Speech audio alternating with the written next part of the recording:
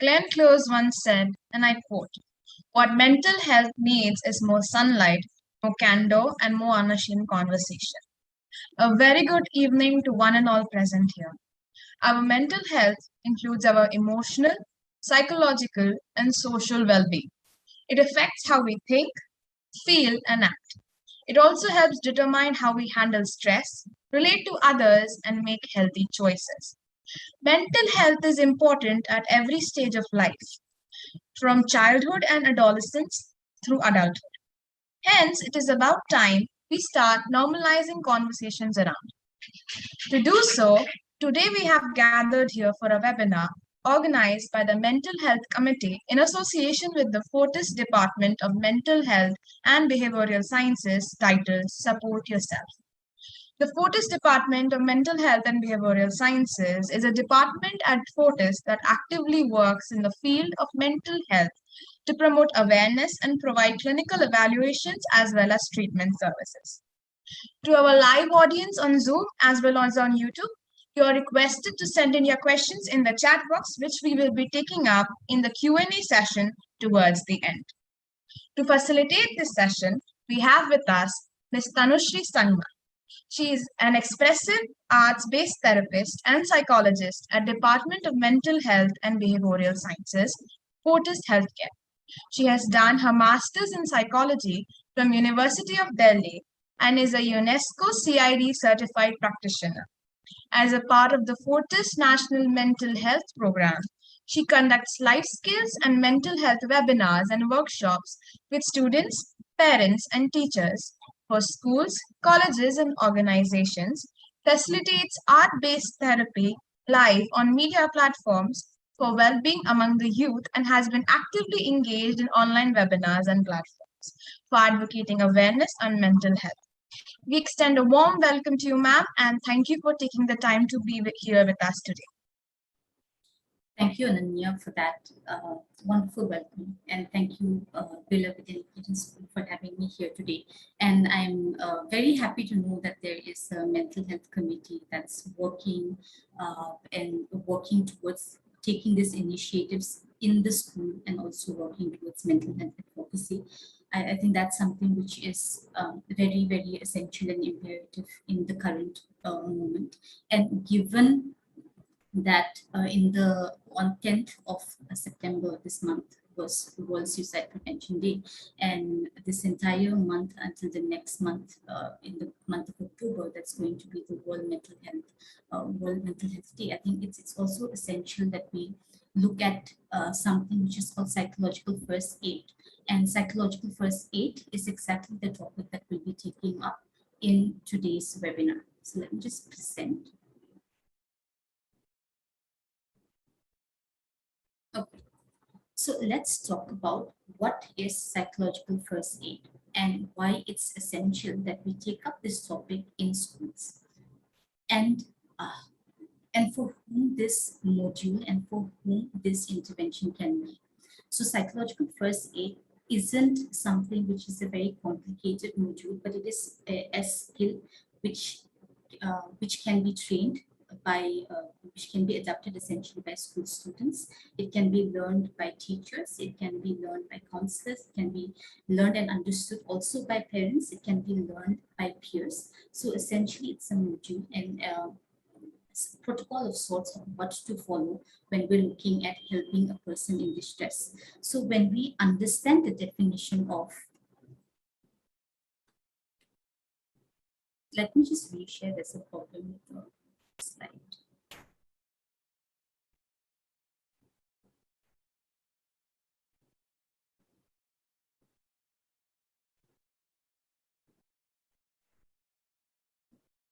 So when we try to understand what is psychological first aid as per WHO, it is to simply put it into simple words, is to say that it's about offering support and extending support and help to a person who is in need and who is experiencing crisis or is in a state of emotional and psychological distress. Now, this is what simply psychological first aid is. Then when we move on to what are the aspects which include and come together to form a psychological first aid.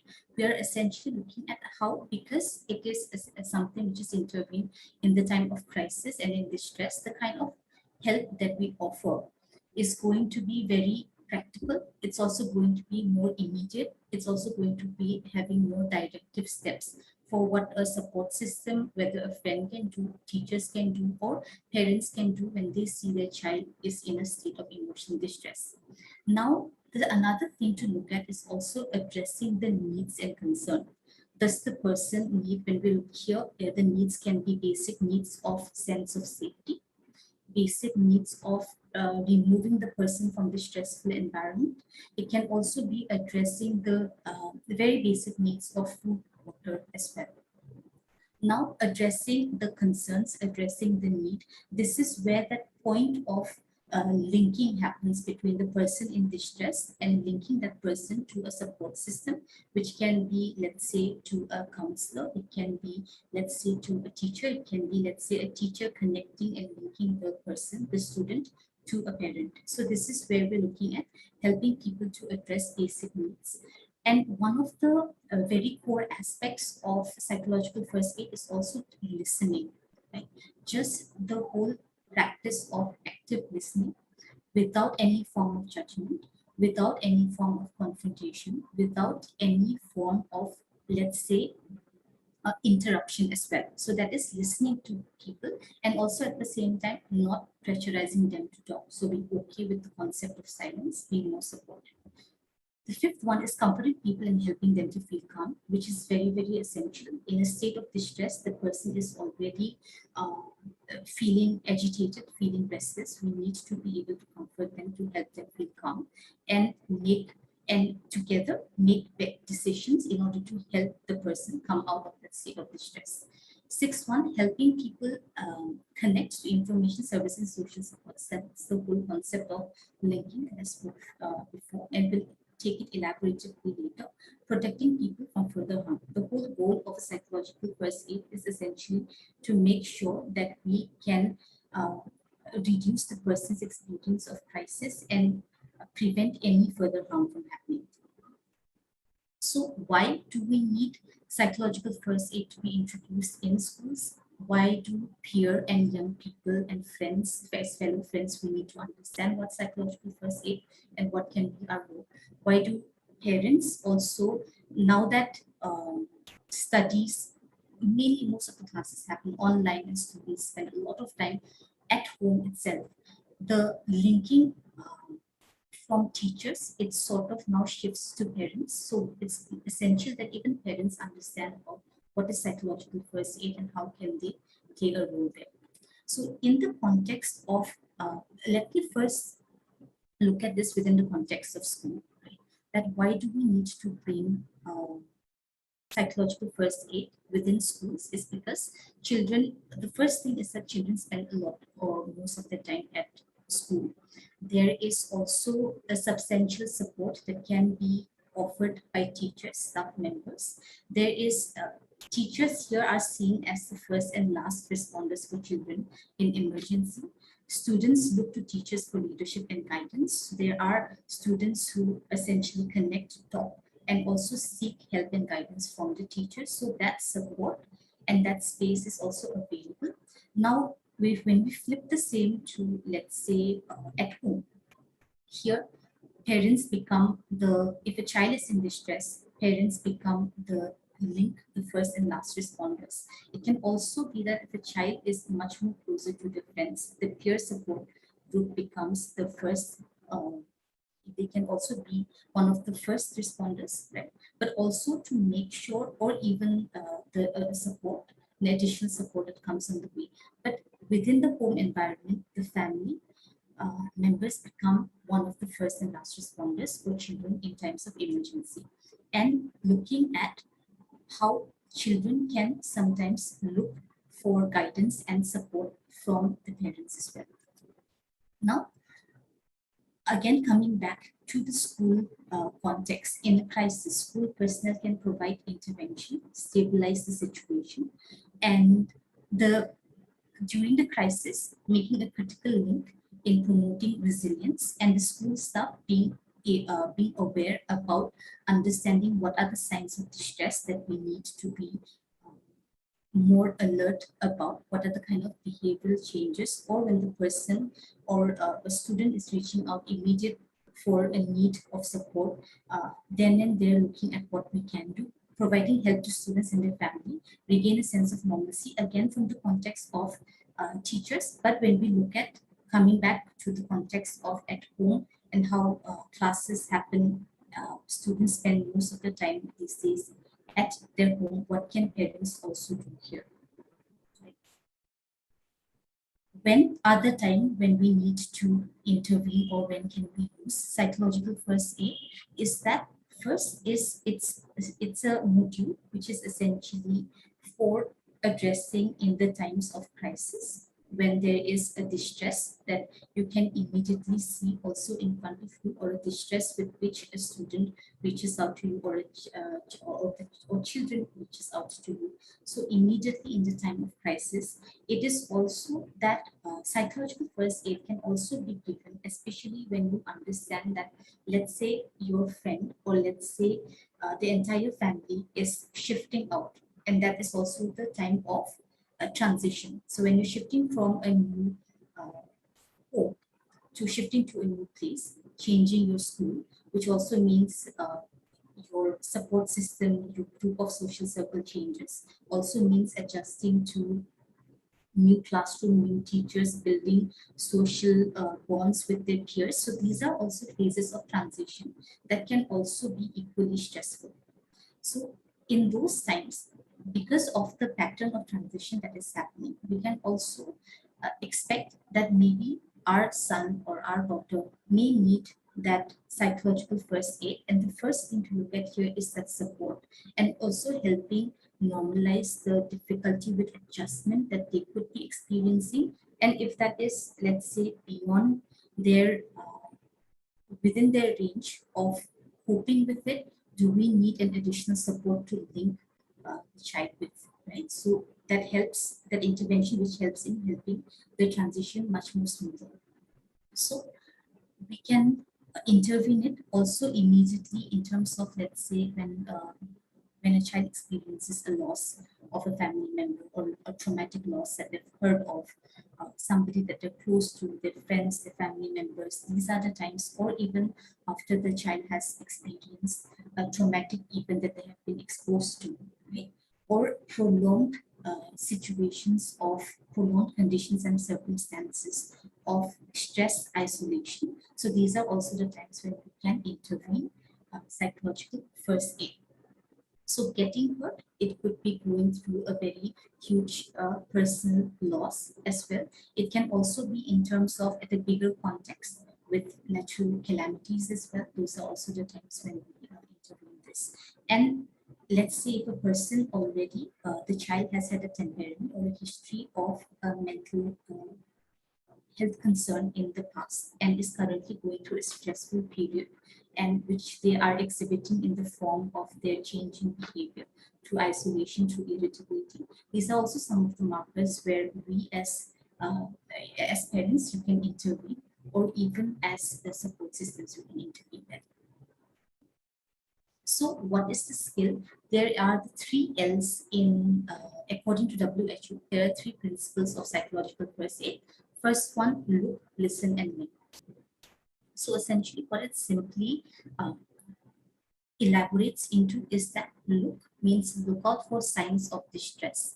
At times, yes, it's difficult to pinpoint and observe fully in a detailed way that this behavior essentially can be a sign of immediate need for attention. Right? At times, it can be because we took the first step in checking in on checking in how they are responding, how they are coping, how they are doing as well. Similarly, as if you check in, or you sometimes, I think these days also with the updates, right, in terms of social media updates, and where we put out a particular post in order expressing what is also going on psychologically. Those are some of the I think means and by which sometimes we reach out to an individual, but otherwise also I think engaging in the whole action of keeping a consistent uh, act of essentially checking in and spending time talking as well. So first one is look out for signs of distress. Look out for any change in behavior that the person could be essentially that you can observe is essentially showing. It can be in terms of low uh, emotions that you can observe in the individual externally, which is both being said verbally and non-verbally as well, change in body language, change in the usual behavioral patterns, withdrawal, more isolation, more emotional in the bias, as it means that they're more emotionally and more overwhelmed. Right? In the responses, there are immediate difficulty in tolerating the stress. Another thing to look at is also to see whether the child needs an immediate attention in terms of immediate concern, and a sense of safety needs to be restored. So look out for that. Listen is that to take on the role of first, let's say, extending the support and listening to the person, helping them feel calm, safe, and secure, working towards reducing any sense of emotional arousal that the person could be experiencing at a time of distress, helping them feel calm. Because when you also feel calm, or when you also, as a support system, show a demeanor of calmness, it uh, it shifts on to the person who is also in distress. Similarly, as a support system, our goal can also be to let them calm down and then take a decision together. Link. This is where you can link the person further to support to further support systems as well. Now, how do we go about it? There are six C's of psychological first aid toolkit. The six C's are contact, comfort, concerns, coping, connect, and caring. Right? So when we look at, let's go over each one of them one after the other. And one of the major goals with the first C, which is contact, the goal is to establish a positive connection with the students in a non-intrusive and compassionate manner. Why do we need to focus on being compassionate, being non-judgmental, and also being non-intrusive and non-coercive in the approach, in a way that we give support? The reason is that it brings in a feeling of safety. It also reduces the helps a person feel more safer, less distressed, and it's very imperative that the first time that we make a contact, we also mainly listen to what the other person is experiencing. So not to invalidate, not to also interrupt when that support is essentially being intervened from our end. It's also to essentially reassure, right? Reassurance is a very important aspect here, because through reassurance, you also build that sense of safety, a sense of comfort, and then bringing in that element of hope as well, right? That there is something that we can look forward to, which can essentially help in dealing with the distress or the stress that you experience in a more constructive manner. So first contact is an important opportunity to promote a sense of calmness. Sometimes it's understandable that when we see a kind of a reaction or a response or a change in behavior, we also become startled as support systems, because maybe it's the first time that we're seeing this kind of behavior. Right? And when that happens, it's natural that we as support systems also become anxious.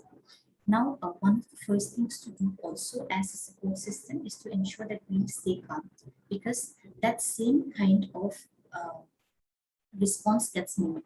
The person who is in a state of distress needs to be calmed down. So, which is the first thing that we need to do when we're offering a compassionate support? Now, our body language, which means our tone, makes a lot of difference.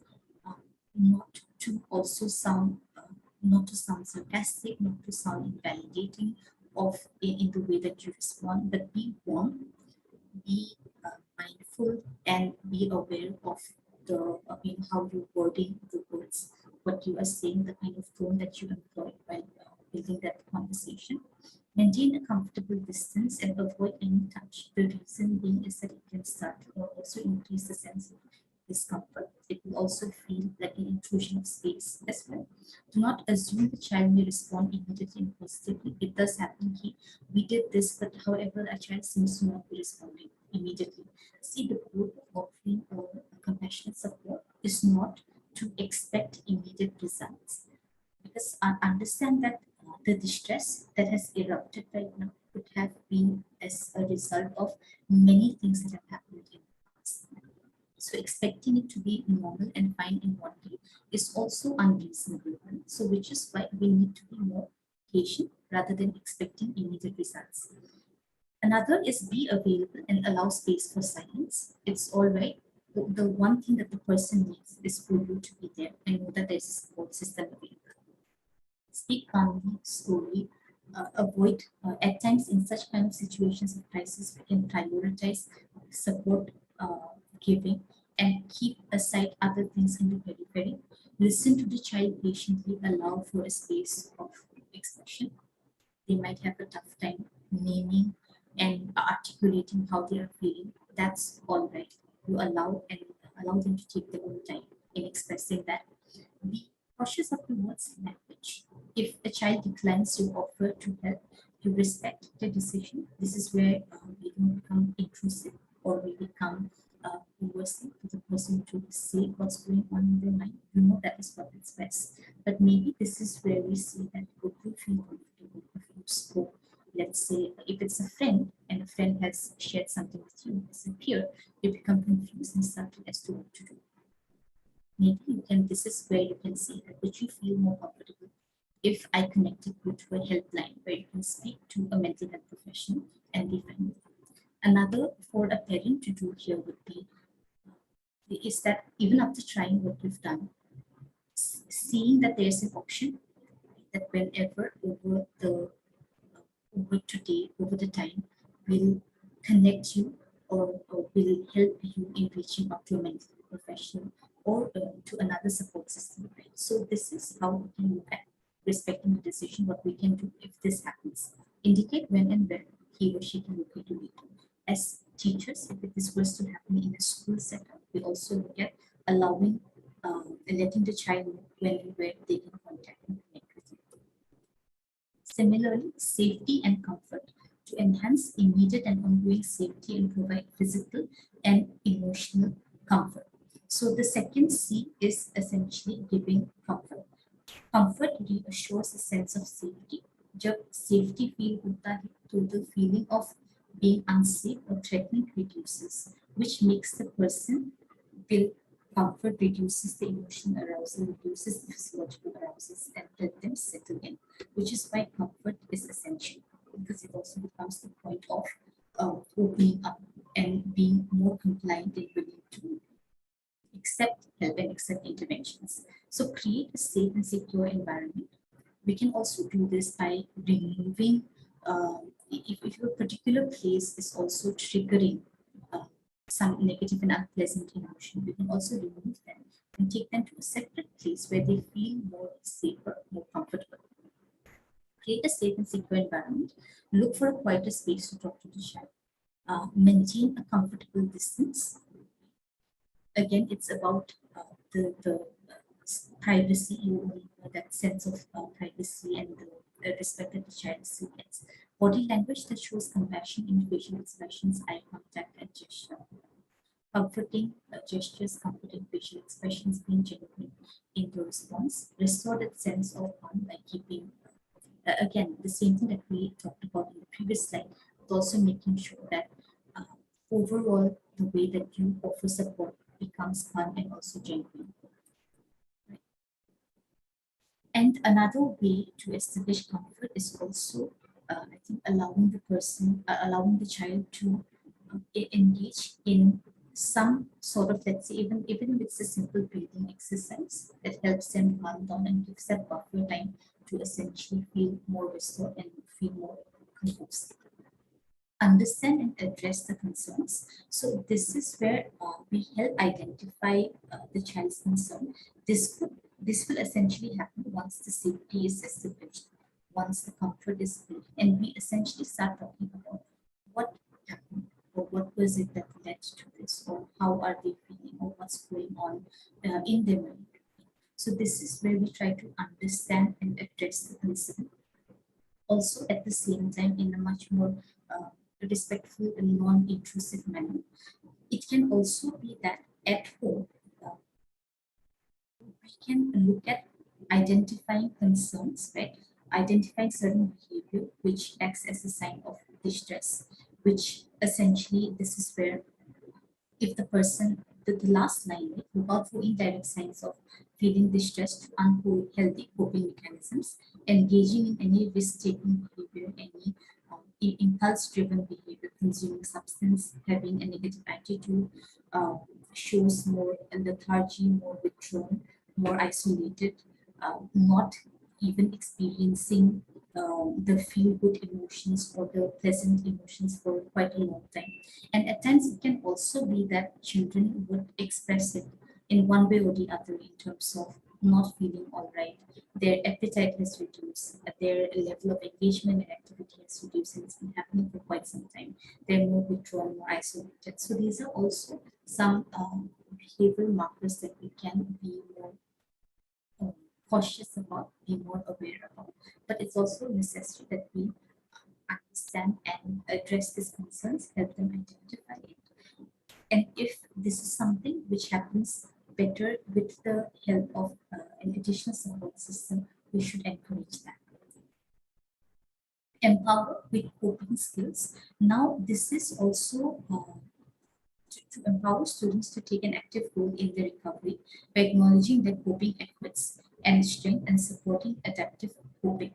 So, over time, gradually, one of our goals would also be to ensure that we help the child identify some of their own strengths, whether it is activity-based mediated or whether it is through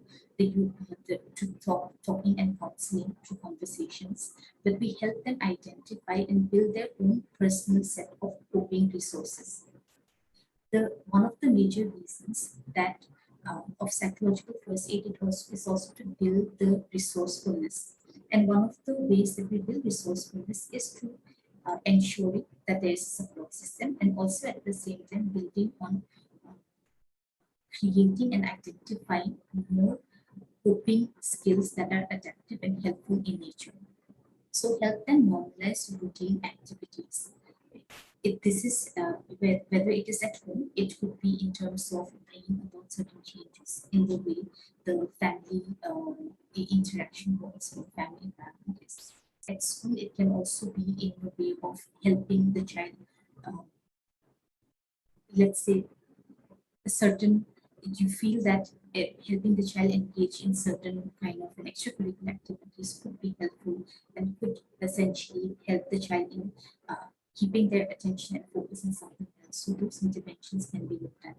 Reassure them by helping them recognize their inner strengths and skills.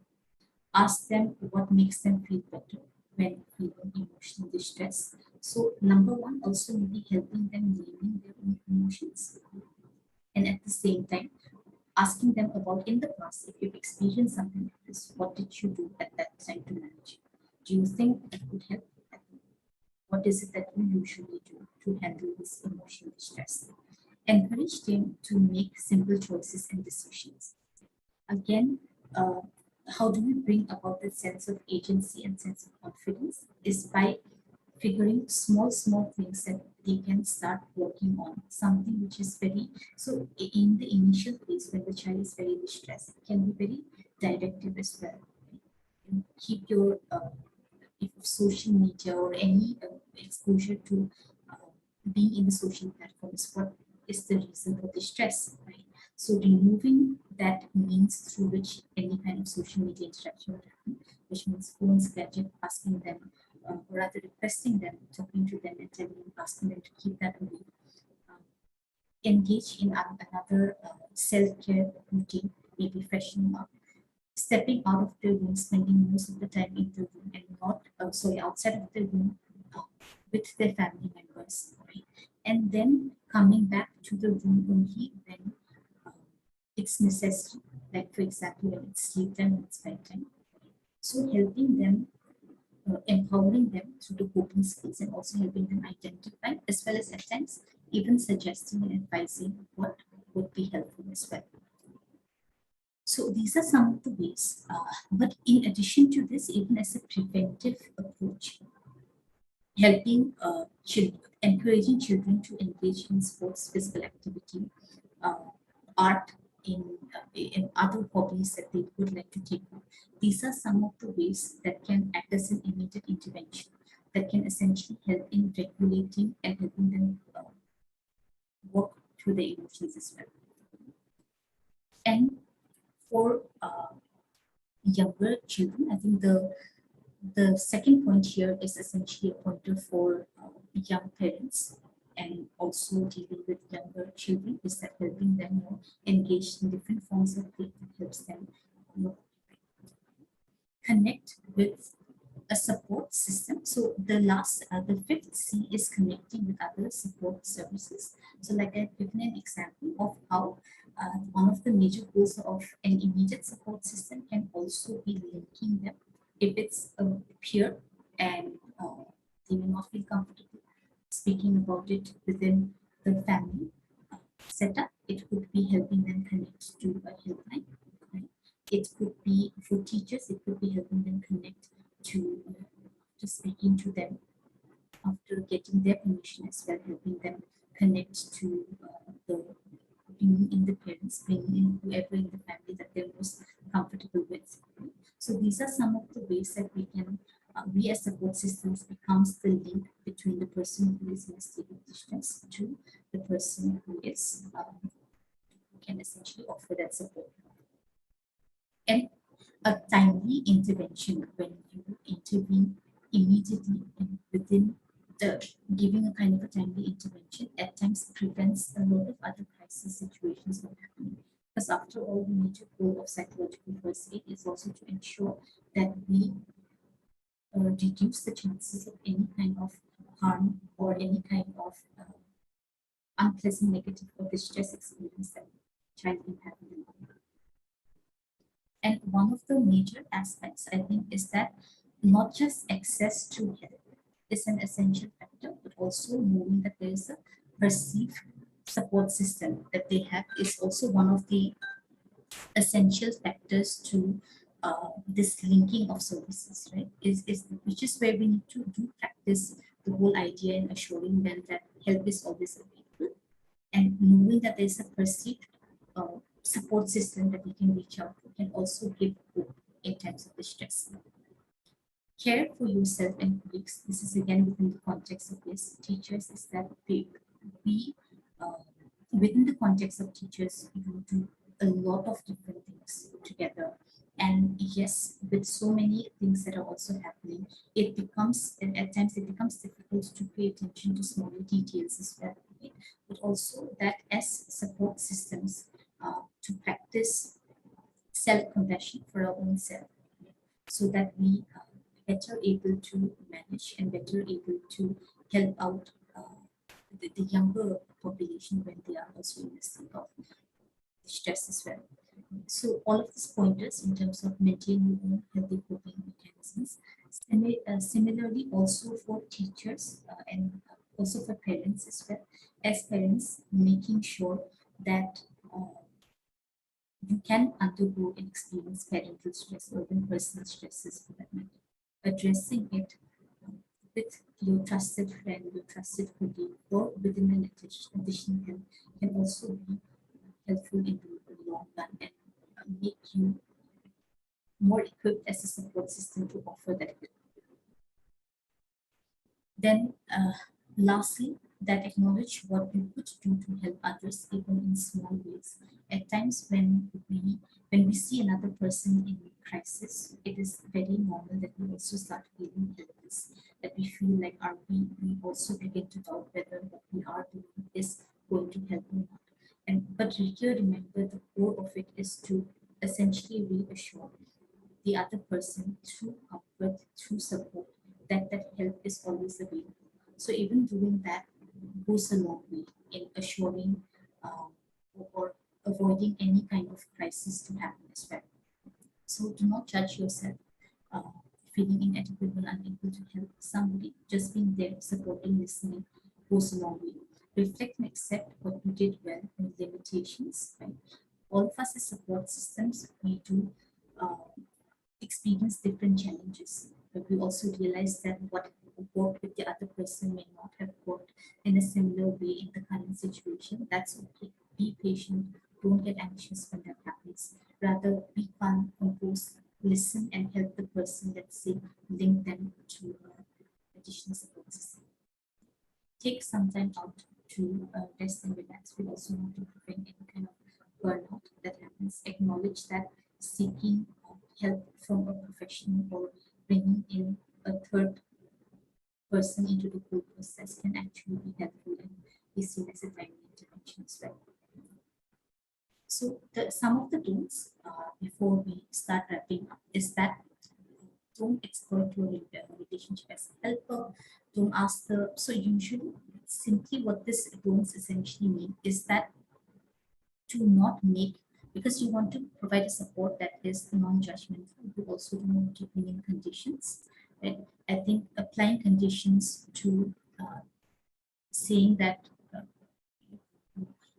I would want you to step out of your room, but if you do this, you will get this. Right? So this kind of a intervention or a technique or in terms of negotiating or even a parental intervention may work in certain circumstances, but when a person is in a state of distress, that doesn't help, it rather counteracts.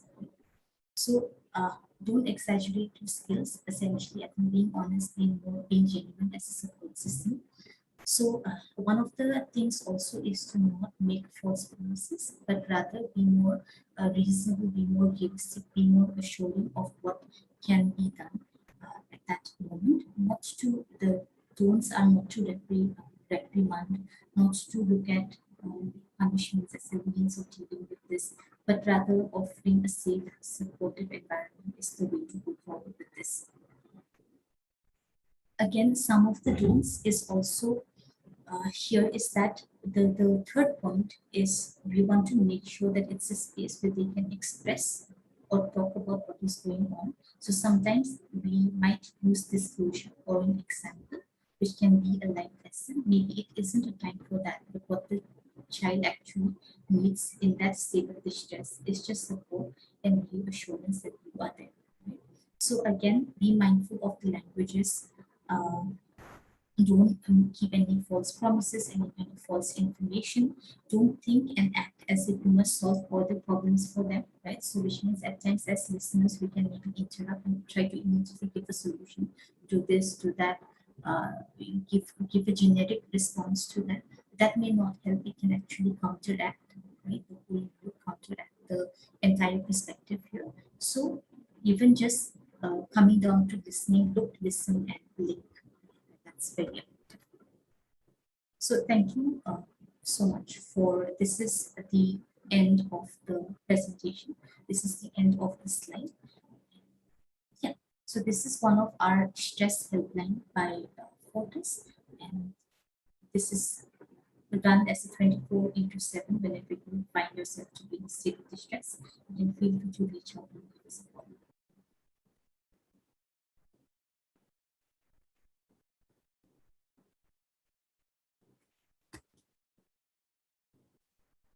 Thank you so much, ma'am. That entire presentation was very informative. The topic of psychological first aid is something new to us, which most of us probably wouldn't even consider. Because the first thing that generally comes to mind when we think of the word first aid is physical first aid. I learned a lot from that, and I'm sure that the others watching this session did too. We are now opening the floor for questions on both the Zoom and the YouTube chats. Please feel free to send in your questions. Our committee members too have some questions that they would like to ask. The first person I would like to call upon is Noanika Datta from 11th I. Good afternoon, ma'am. My Afternoon, question, Monica. Good afternoon. My question for you is that how can I use distractions to manage difficult thoughts or feelings? Mhm. Okay. That's a very good question. One is that I think this is where I want to bring in uh, two aspects, right? One is that there is something called focus distraction, right? Which means that anything that you uh, would employ in order to remove yourself from the distressing emotions. Right? This is where I think addressing emotions becomes a very tricky thing. Is that at times it is essential that we name, identify, and express our emotions, and at the same time, the same process of expressing our emotion can become counteractive in a way that it becomes too distressing for us to handle it on our own side, and it becomes overwhelming to the extent that we find it difficult to regulate. So one is that how can you use distraction? Use a focus distraction, right? I think this is where I've always found that by focus, I mean to say that make an arrow, which essentially means moving forward, right? And today, uh, when you start your day today, what is it that you would like to move towards to? You want to move towards your assignment, you want to move towards, let's say, your hobbies, you want to move towards self-care, anything that you would like to have a goal in moving towards, right? Or let's say you want to remove your attention away from all those thoughts that are looping in your mind, right? But everything that you've tried so far has somehow led you to essentially going back in circle to that same thought again. Right? So whatever distraction method that you employ, whether it is taking intermittent breaks in between, or reading something else, or you immediately you go to your phone and then you scroll to social media, but again social media creates that same kind of thought and loop. So it can be maybe if I'm using my phone, then can I go to another site where I actually get more useful information that helps me move towards, right? And takes me away from negative emotions. So anything that you're using to distract yourself from the thoughts, make sure that whatever is it that you take up in a way that it is more focused, it's more directed, and doesn't bring you back to the loop of that same thought that you've been trying to manage. Thank you so much, ma'am, for that answer. I think it really helped me, and I'll try it out right after the session. Next up is Priyamvada Chaudhary from 11th H. Good afternoon, ma'am. So my question was that what can I do to check in on the mental well-being of my loved ones? Okay. So one is that it's simply mm, what can I do to check in with the mental well-being of my loved ones? One, I think going back to the one is the psychological aspect, another one is the emotional one, another third one is the behavioral element, right? In the behavioral element, it can be the simple act of dropping in a message, just seeing how they are doing. I think these days we're very closely knitted and connected through social media. So by the kind of posts that they share, what they are, they also get to sort of understand what their interests, what their thought processes are. So just simply the simple act of checking in, or even sometimes unexpectedly calling, or even let's say just mutually deciding when you would like to meet up, or sorry, a virtual meetup. Okay, a virtual meetup, then you would like to do that. So that is fun. That's the behavioral part of it. Second part, and also it doesn't always have to be directive. Right? That I know that. So when you want to offer your support, it can also be indirect. Right? It can be through sharing certain humorous content that you feel uh, could light up this person's mood, or you both share a similar interest. So that's one behavior component. Second is by reassuring that you are there, that you are always, sort of you immediately respond. Or let's say you say that even if you can't respond right now, we'll talk about this later. Assuring that brings in a perceived psychological concept that there is help that is available. If I'm going through a problem, I know Priyambada will be there to listen to me. Right? I know that if she can respond to me right now, she must genuinely be stuck in something and I can speak to her later. So that aspect is necessary. So these two things that we can do to make sure that we can check in, prevent any sort of further distress as a support system. Thank you so much, ma'am, for such an enlightening answer. Really, thank you. After that, I would like to call Vanshika Arora from 11th F.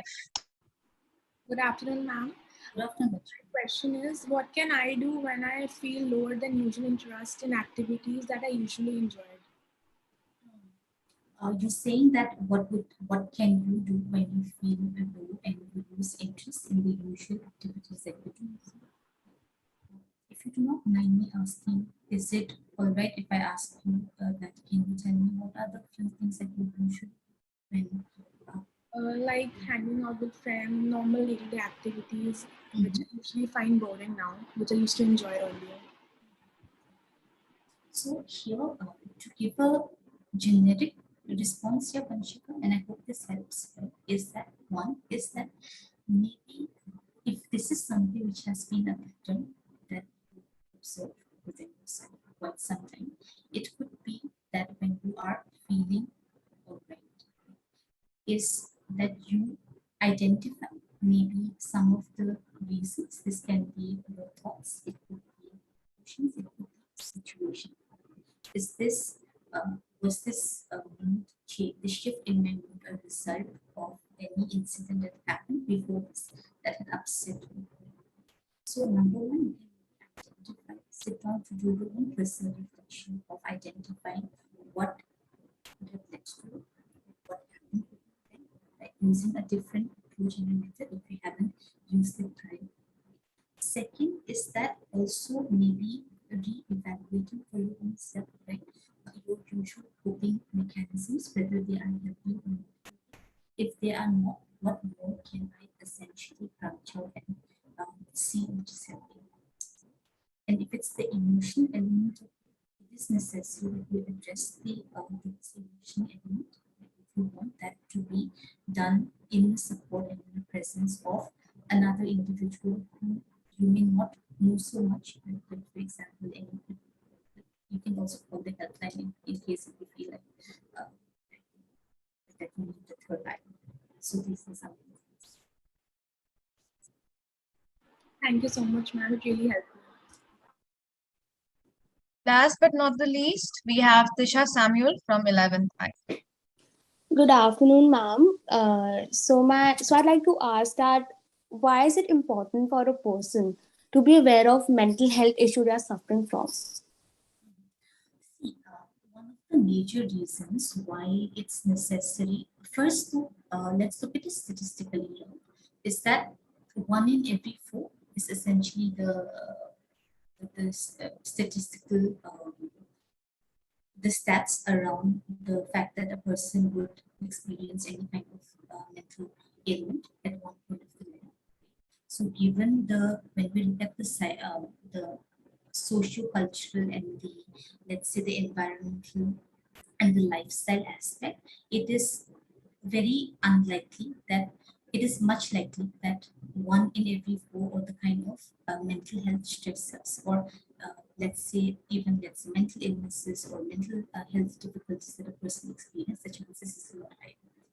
Coming to your question about why is it necessary that somebody needs to know, right? Because by knowing, you build an awareness. When you build an awareness about what is happening to you become better equipped at understanding and taking a problem-solving oriented approach, right? To essentially reducing or mitigating any kind of negative experiences that you might be having as a result of that. Which is why it's essential that number one, to know and have this understanding. Sometimes we feel like we cannot be affected by this. The reality is that the statistics is 1 in every 4 people on this screen, 1% has that chance over a lifetime. Second, by moving, by naming, by understanding what it is, we can get equipped at dealing with the steps that one needs to take. So this is where information and awareness becomes. Thank you so much, ma'am, for such an insightful answer. We have one more question from YouTube. The question is, can mental health problems be prevented? Yes, mental health is okay. Uh, Mental health is definitely some of the stresses that one experiences of crisis can definitely be prevented. Right? Because when we look at mental health, we need to understand it from a biopsychosocial perspective, which means that at times for a few individuals, there can be biological markers that essentially it could be biological and genetic factors, right, which exist within the family or in family relation that makes the person predisposed to developing a mental health or a mental illness or mental disorder, right? If not a disorder, maybe precursors to, let's say, being more anxious, temperament being more lower, right? So these factors are definitely there, which is the biological aspect of the biopsychosocial model. Another one is that psychological aspect, which are our own personal personality and psychological factors in the way that we look at things and the way that we are, the kind of attitude that we have, can also be one of the precursors, right? And then the social and the biopsychosocial, the social factors, right? The environment, the kind of lifestyle. These are some of the aspects which come in together and affect the mental health. Right? And because when we one of the things that we look at in mental health, right, in terms of encouraging people to seek help or even talk when they go through one day of that feeling very low where you don't understand why it's happening, we always encourage people to talk about it, because that talking to somebody, a counselor, your teacher, your parent, or mental health professional, it acts as a preventive measure that reduces any chances of anything harmful further happening. So yes, mental health is uh, mental illnesses are manageable, they're treatable, and they are also preventable as well. So I hope that answer cleared the doubt of our viewer. Thank you, ma'am. Ma'am, we have another question from YouTube. The question is therapy only for mental health illnesses? Can a person not particularly struggling with mental health go to therapy? Mental health, therapy is, or psychotherapy for that matter, isn't something which is only limited for mental health or mental illness disorders specific, right? But rather there are, or similarly for counseling for that matter, right? You a person reaching out for a therapy can also have a diagnosable, let's say, clinical symptoms, which all collectively put together, they can be diagnosed as a disorder, right? Or a person can reach out to a mental health professional seeking therapy because of relational and interpersonal stresses or because of stresses in life. So it's not specifically just grouped for disorders per se. Anybody who feel that you need a perspective in life, who feel that there are certain things that you're not understanding, you want to work on self, you can reach out for it. I hope ma'am's answer cleared your query. Thank you, ma'am, for that wonderful answer. Those were all of the questions we had. So now I'd like to call upon the president of the Mental Health Committee to deliver the vote of thanks. A very good afternoon to one and all present here. As the president of the Mental Health Committee, I, Lavanya Verma, would like to express my heartfelt gratitude to Ms. Tanushree Sangma for taking time out of a busy schedule and joining us today. I, for one, have been an attendee of Ma'am's Art Therapy Lives on Instagram with my mental health advocacy page, But First Me. I have seen the amount of planning and hard work that goes into coming up with the out of the box and unique themes for each of the live videos, just to help us viewers with our creative and emotional expression. And it's really props to you guys, the mental health professionals who are also advocating for mental health, having conversations outside of their workplaces as well and making it a priority for all of us. So thank you so much for being here with us today and having this conversation. And I'm sure there are numerous takeaways from today's presentation for all of us. We all would have learned at least one or two skills. Even one or two skills can help us support ourselves and those around us. The topic of psychological first aid is new for all of us, and I'm sure we'll be applying it to our lives now. And just like it was said in the start, what mental health needs is more sunlight, more candor, and more unashamed conversations. Just by having this conversation today, we move a step closer to breaking the stigma.